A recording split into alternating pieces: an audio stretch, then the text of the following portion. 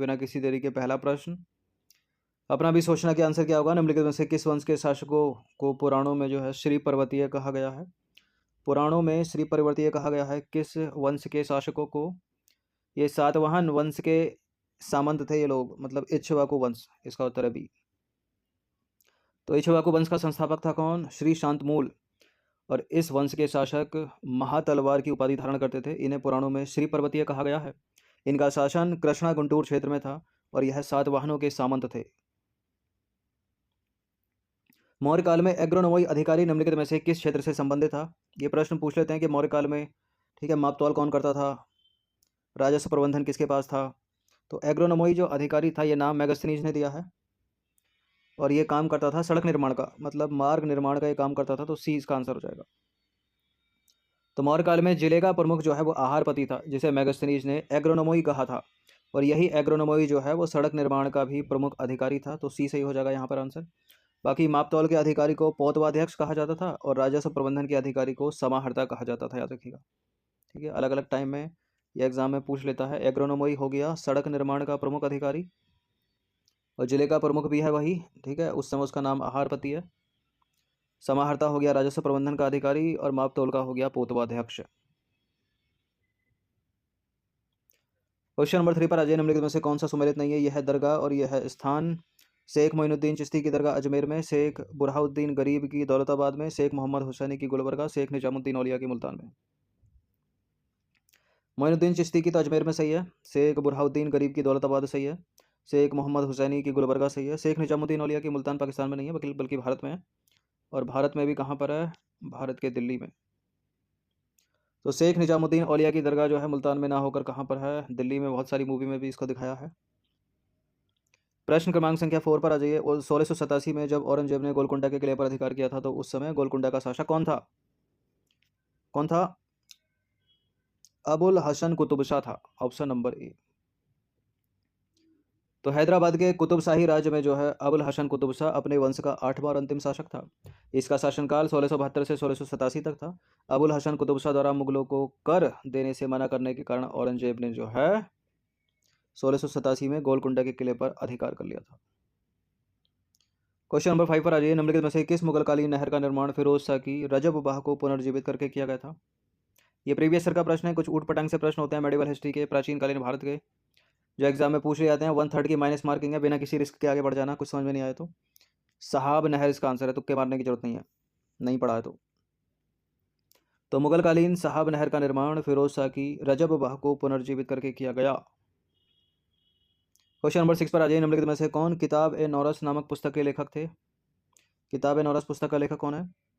अकबर, द्वितीय कुली कुतुब शाह, अली आदिल शाह।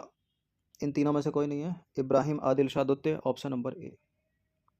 तो इब्राहिम आदिल शाह द्वितीय बीजापुर सुल्तान के आदिल शाही वंश का सुल्तान था। इसने दक्कनी भाषा में किताब ए नौरस नामक जो है पुस्तक लिखी थी। क्वेश्चन नंबर 7 है। सिक्किम का भारत में विलय निम्नलिखित में से किसने किया था? सिक्किम का भारत में विलय उसी ने किया था जो टेलीग्राफिक लाइन लेकर आया था, रेलवे लाइन लेकर आया था और डॉक्ट्रिन ऑफ लैप्स लाने वाला, मतलब लॉर्ड डलहौजी। तो लॉर्ड डलहौजी ने सिक्किम पर 2 डॉक्टरों के साथ दुर्व्यवहार का आरोप लगाकर उस पर अधिकार कर लिया था। क्वेश्चन नंबर 8 पर आ जाइए। निम्नलिखित में से किसने 1755 में डिंडीगुल में एक आधुनिक शस्त्रागार की स्थापना की थी? Haidar Ali. Haidar Ali, option number B.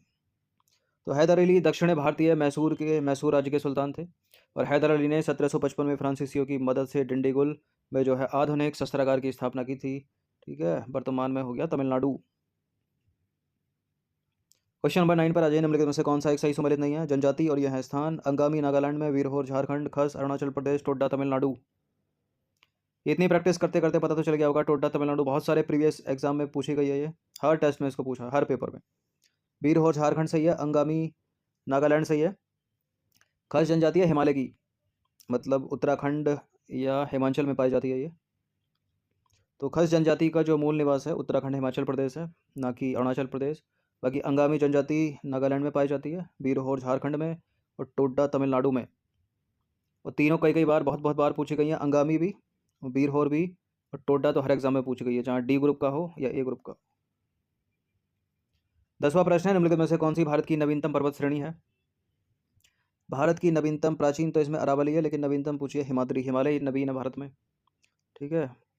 उसमें भी सबसे ऊपर ट्रांस हिमालय है, उसके नीचे आओगे तो ये हो गया हिमाद्री श्रेणी, या इसको हम महान हिमालय भी बोलते हैं, इसको हम बृहद हिमालय बोलते हैं। इसके नीचे आओगे तो ये मध्य हिमालय है, ठीक है, मिडिल हिमालय, और सबसे नीचे है शिवालिक हिमालय या शिवालिक श्रेणी। तो हिमाद्री को जो है महान हिमालय या बृहद हिमालय के नाम से भी जाना जाता है, ठीक है। और यह क्षेत्र ट्रांस हिमालय और मध्य हिमालय के बीच स्थित है, ठीक है। सबसे ऊपर ट्रांस हिमालय हो गया, इसके नीचे यही हो गया हिमाद्री, इसके नीचे मध्य हिमालय, और सबसे नीचे हो गया शिवालिक, ठीक है। तो ये ट्रांस हिमालय और मध्य हिमालय के बीच स्थित है यहाँ पर, ठीक है। ट्रांस हिमालय और मध्य हिमालय के बीच स्थित है यहाँ पर। अब हिमालय पर्वत श्रेणियाँ जो है नवीनतम पर्वत श्रेणियों के अंतर्गत आती हैं। कश्मीर घाटी स्थित है कहाँ पर? कश्मीर वैली, कश्मीर वैली है पीर पंजाल और हिमाद्री पर्वत श्रेणियों के मध्य में, बी है इसका आंसर। तो देखिए कश्मीर घाटी दक्षिण पश्चिम में पीर पंजाल रेंज और उत्तर पूर्व में मुख्य हिमालय यानी हिमाद्री पर्वत श्रृंखला से घिरा हुआ है। यमुना नदी की निम्नलिखित सहायक नदियों को आप वेस्ट टू ईस्ट लगा दीजिए, पश्चिम से पूरब के क्रम में। सबसे पश्चिम में बहती है चंबल नदी, तो चौथा सबसे पहला आ गया, लो एक से एलिमिनेट हो गया। तो उसके बाद आएगी सिंध, उसके बाद थोड़ा सा पूरब की तरफ चलोगे तो बेतवा, और पूरब चलोगे तो केन। तो 4 3 2 1 पहला ही है, रुकिए 4 3 1 2, ठीक है। चंबल के बाद है सिंधु, सिंधु के बाद है बेतवा, सबसे पूरब में है केन। 4 3 1 2। तो यमुना जो है, जो कि पता होगा आपको, यमुनोत्री से निकलती है, गंगा गंगोत्री से, और प्रयागराज में गंगा नदी में मिल जाती है यमुना। और इसकी सहायक नदियों का अगर पश्चिम से पूर्व की ओर क्रम देखें, वेस्ट टू ईस्ट देखें, तो चंबल सबसे पश्चिम में, थोड़ा सा पूरब की तरफ चलोगे तो सिंध, और पूरब बेतवा, और केन सबसे पूरब में। क्वेश्चन नंबर 13 पर आ जाए। निम्नलिखित जनजातियों में से कौन सा भारत के अंडमान निकोबार क्षेत्र की मूल निवासी नहीं है? अंडमान निकोबार क्षेत्र में नहीं पाई जाती वो। हालचू, रेंगमा, ओंजे, सोमपेन। सोमपेन को तो कई बार एग्जाम में पूछा हुआ है। सोमपेन अंडमान निकोबार की है, ओंजे भी अंडमान निकोबार की है, हालचू भी अंडमान निकोबार की है, रेंगमा नहीं है। रेंगमा है नॉर्थ ईस्ट के नागालैंड की। तो भारत के अंडमान निकोबार में जारबा जनजाति पाई जाती है, ओंजे, सोमपेन, सेंटिलीज, ठीक है, हालचू, ये जनजातियाँ पाई जाती हैं। और रेंगमा जनजाति जो है वो नागालैंड में पाई जाती है, ना कि अंडमान निकोबार में। हालचू निकोबारी है। नंबर 14 पर आ जाइए। निम्नलिखित में से कौन सी महासागरीय धारा हिंद महासागर से संबंधित है? इंडियन ओशियन की कोल्ड करंट कौन सी है इनमें? ऑप्शन नंबर सी, अगुलहास धारा। तो उपर्युक्त महासागरीय धाराओं में जो अगुलहास धारा है, जो कि एक गर्म जल धारा है, वार्म करंट है, उसका संबंध हिंद महासागर से। जबकि कैनेरी कोल्ड करंट है, फ्लोरिडा करंट, ये सब जो है अटलांटिक महासागर से संबंधित है, और क्यूराइल जो है वो प्रशांत महासागर से संबंधित है, ठीक है। तो कैनेरी अगुलहास हो गई, सॉरी, फ्लोरिडा और कैनेरी हो गई अटलांटिक, अगुलहास इंडियन ओशियन, और क्यूराइल हो गई पैसिफिक ओशियन। क्वेश्चन नंबर 15 पर आ जाइए। निम्नलिखित में से कौन सा एक सही सुमेलित नहीं है? यह है देश, और यह है लौह खनिज उत्पादक क्षेत्र। कारागंडा कजाकिस्तान में, क्रिवोई राग यूक्रेन में, नॉर्मंडी जर्मनी, और पाइरेनीज फ्रांस। कारागंडा कजाकिस्तान सही है, और क्रिवोई राग यूक्रेन सही है। नॉर्मंडी जो है फ्रांस में ही है, ठीक है। पाइरेनीस और फ्रांस, पाइरेनीस नॉर्मंडी दोनों फ्रांस में, जर्मनी में नहीं है। तो यहाँ सी वाला गलत है। तो नॉर्मंडी क्षेत्र जो है वो फ्रांस में स्थित है, न कि जर्मनी में। डार्लिंग श्रृंखला ऑस्ट्रेलिया के निम्नलिखित तटों में से किस पर अवस्थित है? यह ऑस्ट्रेलिया और इसके बीच से एक रेखा जाती है, यह है ट्रॉपिक ऑफ कैप्रिकॉर्न यानी मकर रेखा, 23.5 डिग्री दक्षिण अक्षांश रेखा। तो ये दो दक्षिण पश्चिमी तट है इसका, ये वाला। यहाँ है डार्लिंग श्रृंखला। मरे और डार्लिंग नदियाँ भी ऑस्ट्रेलिया में बहती हैं। अच्छा, कोरल रीफ जो दुनिया की सबसे बड़ी है, ग्रेट बैरियर, वो अगर वो पूछ लिया है वो कौन से तट पर है? उत्तर पूरब में, ठीक है, यहाँ है वो कोरल रीफ ऑस्ट्रेलिया के। तो इसका आंसर हो जाएगा ऑप्शन नंबर डी। तो डार्लिंग श्रृंखला ऑस्ट्रेलिया महाद्वीप के दक्षिण पश्चिमी तट पर स्थित है।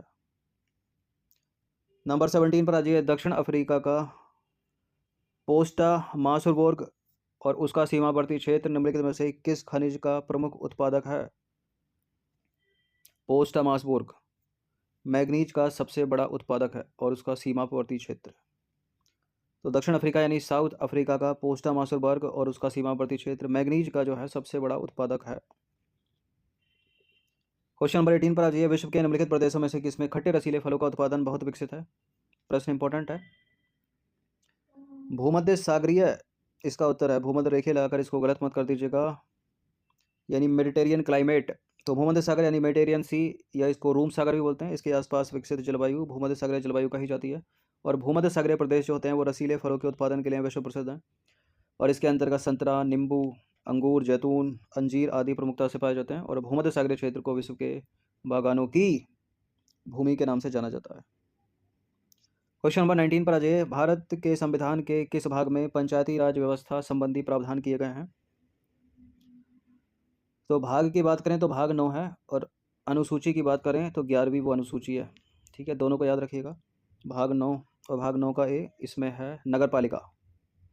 तो भारतीय संविधान के भाग 9 में पंचायती राज व्यवस्था से संबंधित प्रावधान किए गए हैं, जबकि भाग 9A में जो है नगर पालिका से संबंधित प्रावधान है।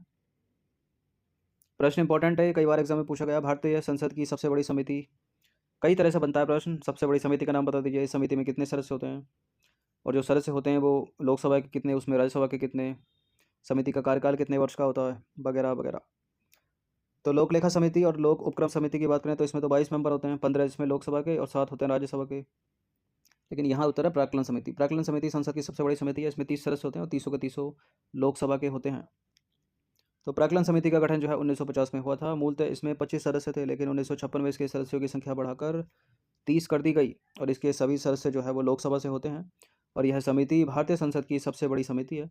और इस समिति के सदस्य प्रत्येक वर्ष लोकसभा के सदस्यों के बीच से चुने जाते हैं। इस समिति का कार्यकाल 1 वर्ष का। लोक लेखा समिति का कार्यकाल 1 वर्ष का, सार्वजनिक उपक्रम समिति का कार्यकाल 1 वर्ष का। तो 20 प्रश्न थे ये, इनकी प्रैक्टिस कर लीजिएगा, एक ही बार तो कर लीजिएगा।